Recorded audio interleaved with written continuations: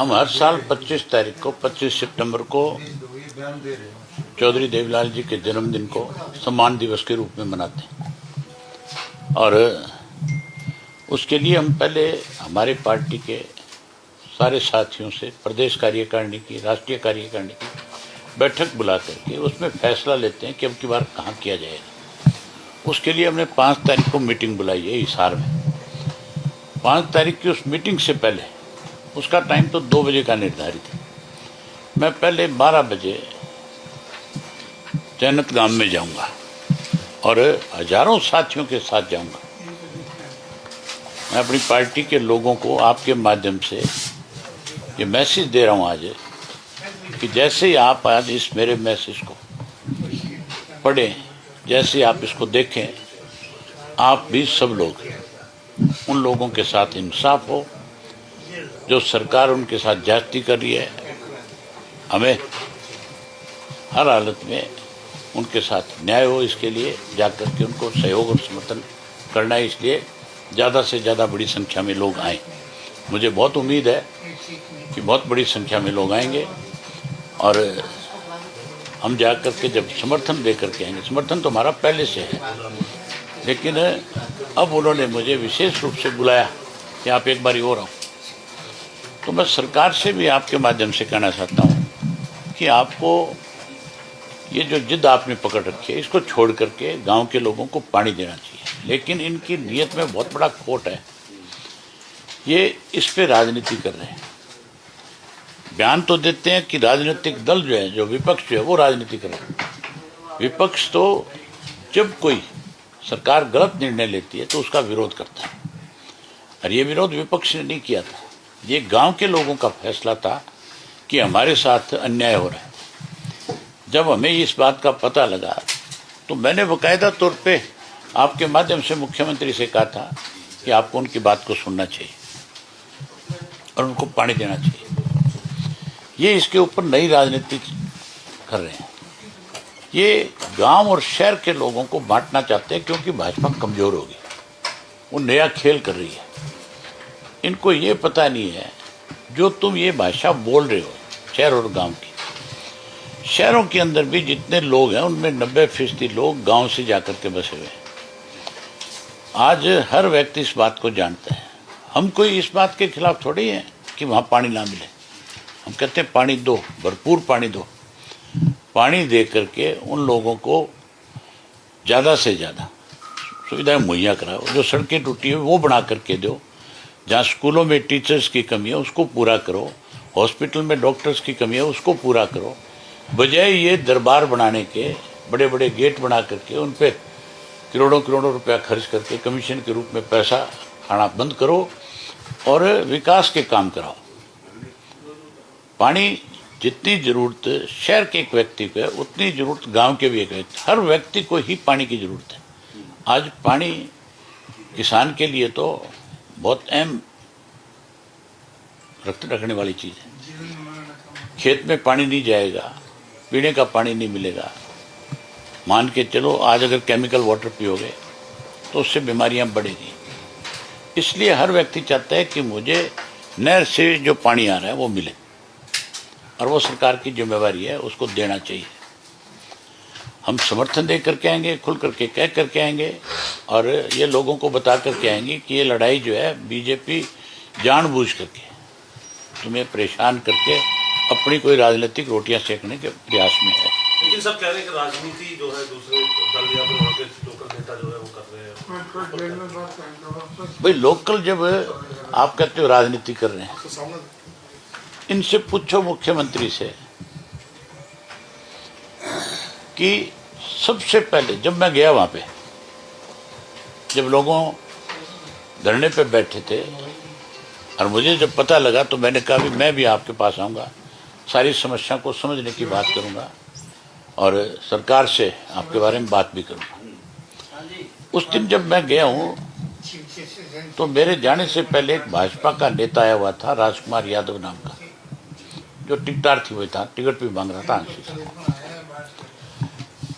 उसने मेरे जाने से बाद 51,000 रुपया उस धरने को दिया, कमेटी को दिया, और अपना नाम बुलवाया कि भाजपा नेता जो है वो 51,000 रुपया धरना कमेटी को दे रहे हैं। आप एक तरफ तो धरना कमेटी को पैसा दे रहे हो, उस धरने को समर्थन कर रहे हो, और दूसरी तरफ तुम कहते हो कि वहां राजनीति हो रही। राजनीति शुरू किसने करी? पैसे देकर के आप लोगों ने करी। शुरुआत तो आपकी खुद की है।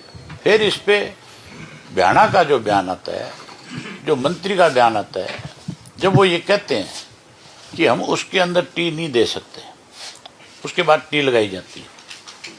उससे पहले मुख्यमंत्री बुलाता है 11 मेंबर की कमेटी को। फिर मुख्यमंत्री ने क्यों बुलाए?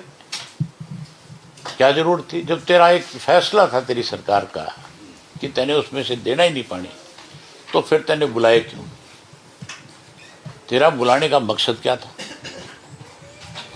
लोगों को सेटिस्फाई करना है तो उसका रास्ता क्या था? टी क्यों लगाई?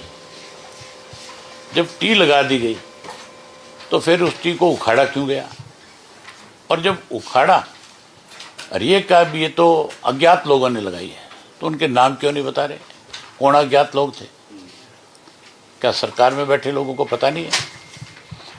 जो 1500 लोगों के खिलाफ पर्चे दर्ज किए गांव के लोगों के खिलाफ, उनका क्या कसूर है? उन्होंने कौन सा जाकर के वहां पंचर किया था? पंचर तो तुम्हारे आदमी गए, सरकार के आदमी गए, मुख्यमंत्री के आदेश के ऊपर टी लगी है और मनोहर लाल खट्टर के आदेश पे टी उखाड़ी गई है। ये सरकार डम्मी है। ये मुख्यमंत्री कोई अपना फैसला ले नहीं सकता। अगर ये कोई फैसला ले ले तो फिर ऊपर से आदेश आते हैं, फिर इसको अपने फैसले बदलने पड़ते हैं। आज इसी वजह से प्रदेश के अंदर जो है अफसरशाही हावी है। उनको पता है कि तुम फैसले बदलवा सकते। लेकिन ऑफिसर तो सर कई भ्रष्टाचार के मामलों में भी अभी नाम आने लगे, गिरफ्तारियां भी हो गई, कैसे देखते हो? आप मान के चलो, ये जब मुंह खोलेंगे, जब ये बताएंगे, तब आपको पता लगेगा कि इनसे ये गलत काम किसने करवाए। जो मगरमच्छ है वो क्यों नहीं पकड़े जा रहे? उनको क्यों बचाया जा रहा है? उनके नाम क्यों नहीं आ रहे? ये दो घोटाले हुए बैंक वाले, क्योंकि इसमें पैसा मुझे लगता है इनके हाथ नहीं लगा, इसलिए इन्होंने आगे कर दिया कि हम तो भाई बिल्कुल साफ सुथरे लोग हैं। आज ही मैंने मुख्यमंत्री को एक चिट्ठी लिखी है और उस चिट्ठी में बाकायदा तौर पे 200 पेज की एक चार्जशीट कांग्रेस के खिलाफ हमने तैयार करी थी। उस वक्त मनोहर लाल खट्टर मुख्यमंत्री था और उन्होंने विधानसभा में आश्वासन दिया था हमें कि जो चार्जशीट आपने हमें दी है, हम इसको बाकायदा तौर पे स्टडी करेंगे और हम जांच कराएंगे। मैंने खुल के कहा था कि हमने जो आपको 200 पेज की चार्जशीट बना करके दी है, जिसमें कांग्रेस के वक्त में जिस तरह के गलत निर्णय हुए, पैसे खाए गए, घोटाले किए गए, आप इनकी जांच कराओ। हमारे दस्तखत हैं। अगर वो सही नहीं है, अगर हमने गलत बना करके दिया आपको, आप हमारे खिलाफ FIR लॉन्च करो, हम तैयार हैं इस चीज के लिए। लेकिन क्योंकि भाजपा और कांग्रेस आपस में मिली हुई थी, आज वो सारी चीजें लोगों के सामने आ गई कि बीजेपी और कांग्रेस मिलकर के प्रदेश को खोखला कर रही है, कमजोर कर रही है। अब सामने आ गया कि नहीं आ गया? राज्यसभा के चुनाव में आ गया, विधानसभा के चुनाव में आ गया।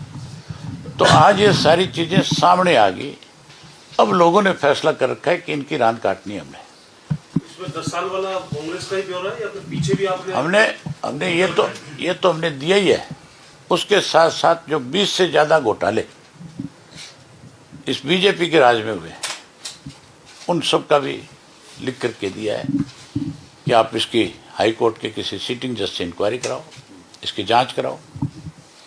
और केवल इसकी जांच नहीं, जो पकड़े गए थे, जो सीडी कांड हुआ था, जिसको ये कांड कहते हैं, कांड नहीं था वो सच्चाई थी, उसको भी आप पैरवी करो और उन लोगों के खिलाफ भी कार्रवाई करो। उसमें इनके बीजेपी के लोग भी, कांग्रेस के लोग भी। इसके अलावा सर एक MOU साइन हुआ है राजस्थान और हरियाणा के बीच पानी को लेकर, कैसे आप? ऐसा एक MOU पहले भी साइन किया था कांग्रेस के टाइम 94 में। उसमें लिखा हुआ था कि जब तक 3 डैम नहीं बनेंगे तब तक पानी नहीं मिलेगा, जब 3 डैम बनेंगे तो पानी देंगे। ये केवल MOU है, केवल राजनीति है। राजस्थान में चुनाव हो रहा है उसके लिए। हम किसी भी कीमत के ऊपर हमारे हरियाणा का पानी किसी और दूसरी स्टेट को तब तक नहीं जाने देंगे जब तक हमारा SYL का पानी हमें नहीं मिल जाएगा।